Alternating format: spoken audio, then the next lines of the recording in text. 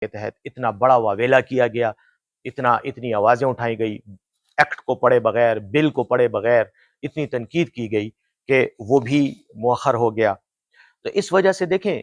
حکومت کی میں یہ نہیں کہتا الٹیمیٹ ذمہ داری حکومت کی ہے، اور اس میں کوئی شک نہیں ہے کہ جو بھی اس طرح کے اقدامات ہوتے ہیں وہ حکومت ہی کی ذمہ داری میں آتے ہیں، لیکن حکومت کی بھی بعض مجبوری ہوتی ہے۔ اب عدالتوں کو ہم کچھ نہیں کہہ سکتے، عدالتوں نے یہاں پر ایک بہت ہی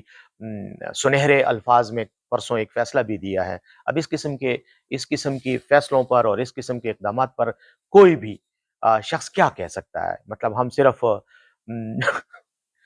جو ہے افسوس کا اظہار ہی کر سکتے ہیں۔ تو یہ کچھ وہاں پر بھی اس طرح کے مسائل ہیں، اور یہ سیریس مسائل ہیں، یہ میں بہانہ نہیں تراش رہا، حقیقت میں آپ آج بھی جا کے چلے جائیں، خود پرسنلی اپنی ٹیم وہاں بھیجیں، آپ کو اندازہ ہوگا کہ جتنے بھی ناجائز تجاوزات ہیں ان کے خلاف جب ایکشن ہوا ہے سب عدالتوں میں گئے اور عدالتوں کے اسٹے آرڈر لے کر وہ آ جاتے ہیں۔